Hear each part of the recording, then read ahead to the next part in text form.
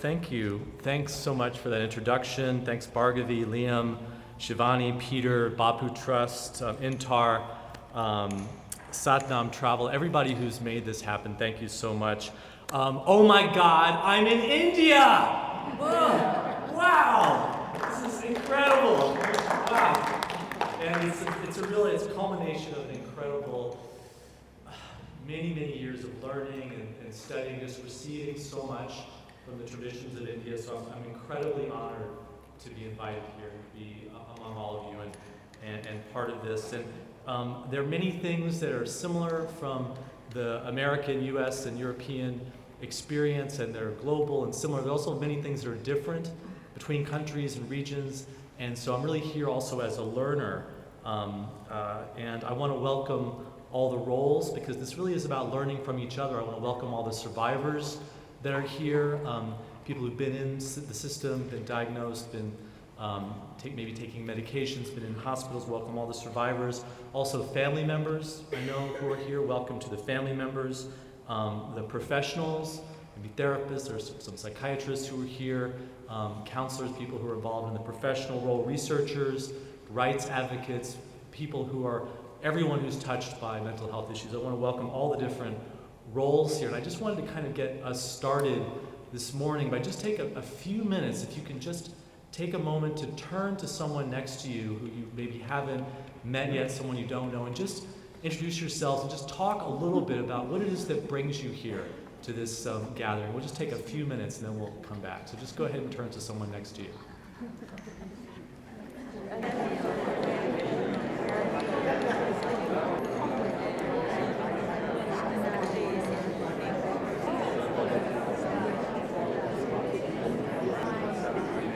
Come back together. Let's come back together.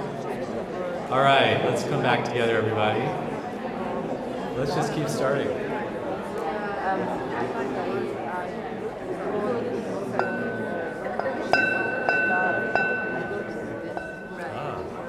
The bell worked. Okay. All right, well, one thing I think it's very important for us to remember when we think about what brings us here is that INTAR has brought us to India and brought this gathering of Indians together and people from the region together.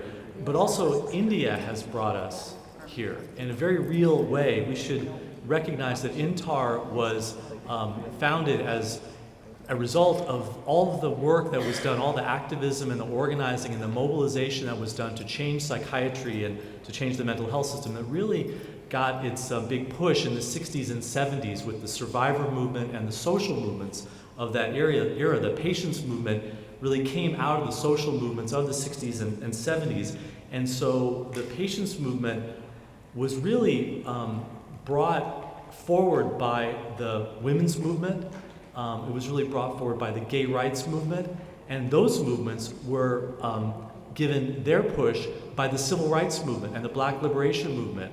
And of course, with the roots of the civil rights movement, you know that the work of Dr. King was very deeply influenced and grounded in Gandhi. So in a sense, India has brought us together full circle in coming here, and I think that's a very important thing for us, all of us, to remember. And in my own work, in my own process of healing and recovery, I don't know so much if I identify as much with that word recovery. What I really identify with is more of a process of liberation, because I think all of us are in a process of liberation. And there are many things that I did to come out of the mental health system and to come off of disability payment and to regain my life and to find some control and to find some connection in my life. The survivor movement, being involved in patient support groups and being involved in the movement for change among people who've been in the system, that was very important for me. And also, what was very important for me in my own liberation process is an ongoing struggle with what could really be understood as a decolonization of my mind from psychiatry. I feel when I was in the hospital, I was really implanted with a lot of beliefs, a lot of frameworks, a lot of scientific understandings that really came from a position of power, not from truth. And it was really a colonialization of my own psyche. And so I've been going through a decolonization process. So it's very significant for me to be here in India, I learned quite a bit from Bhargavi, an interview I did with her recently for Madness Radio, about the connections between transforming the mental health system and struggling with the legacies of colonialism and oppression. Because I believe that really the anti-colonial movement, the decolonization process that's going on politically, also happens inside of each of us. Each of us is learning how to find our authentic voice, to not be dependent on the systems of oppression and power and privilege that have controlled and influenced us, but really to find our authentic truth. And so for me, this is really the essence, I think, of a very personal, intimate, and spiritual process, but also a collective, social, community process that I think that we're really here to talk about, to find permission to speak authentically as human beings, free of fear and free of oppression. And of course, the movement that I think has done this most successfully around psychiatry has been the gay liberation movement. People know that being gay, being homosexual was considered a mental disease up into the 1980s. It was in the Diagnostic and Statistic Manual. And of course, it wasn't the psychiatrists and the scientists that studied human sexuality, read the Kinsey report and said, well, actually, maybe we were wrong. Turns out that homosexuality is a normal variation of human expression. That's not how the change happened. It wasn't that psychiatrists kind of looked at the science and then realized that they had made a mistake. Well, the change happened because of something called the Stonewall Rebellion. The change happened because of the gay liberation movement.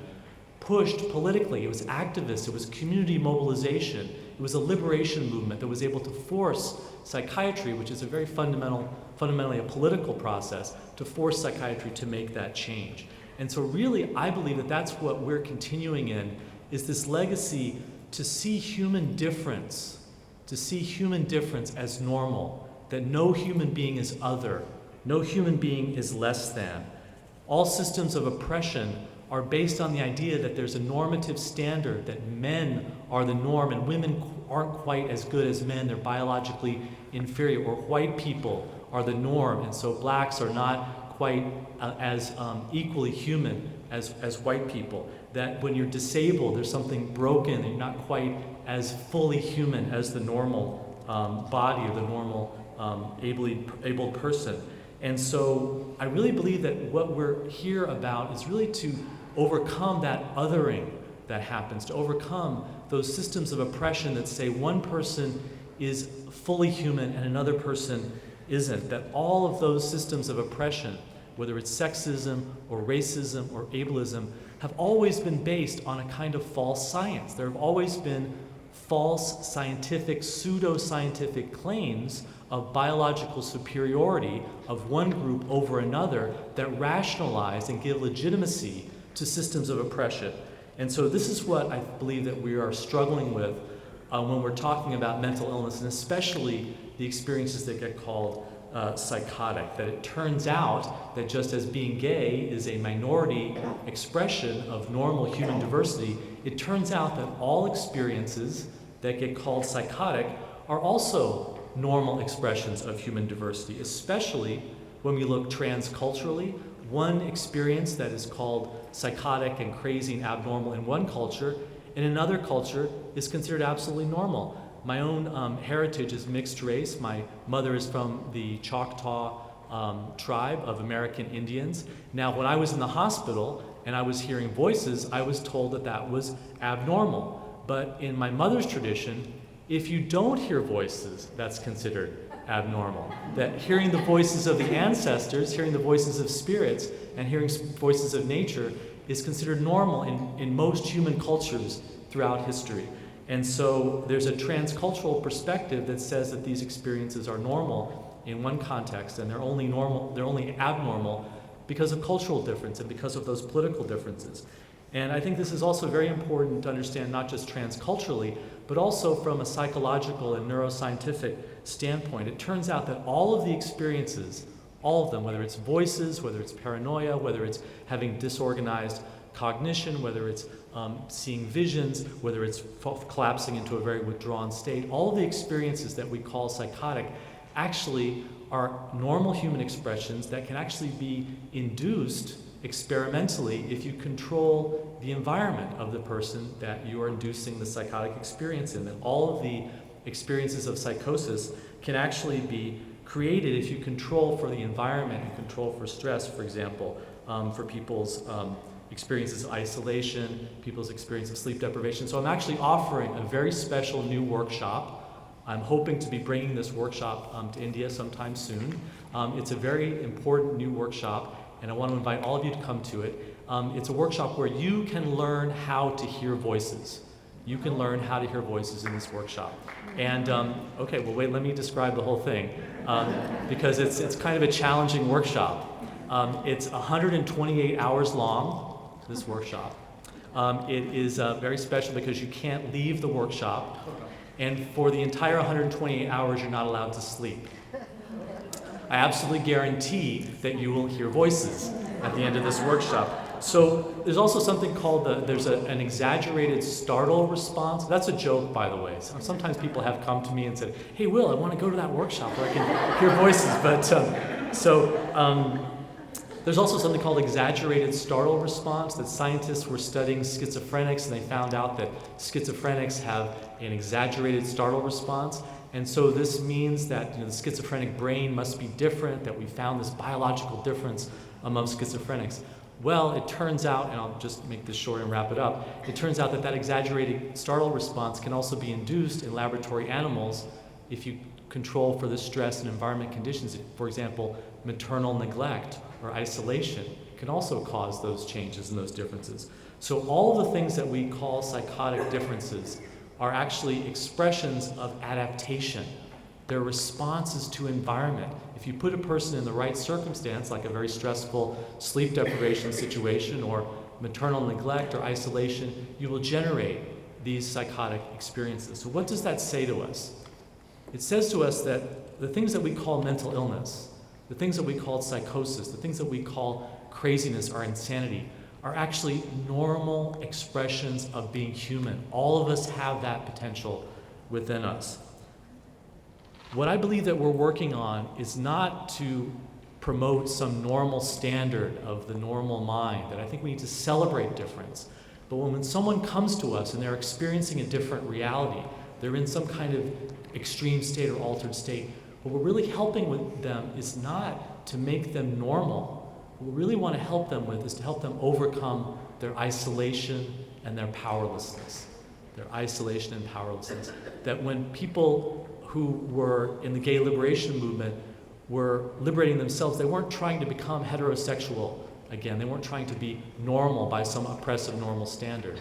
They were trying to overcome their isolation and their powerlessness and to be celebrated in their difference. And so I believe that that's what we're really here to do. And I really believe that this is a wonderful, wonderful forum to celebrate the differences both culturally, internationally, and politically that we have, but also the differences within ourselves, within our psyches, and the different expressions of what it is to be human. So thank you very much.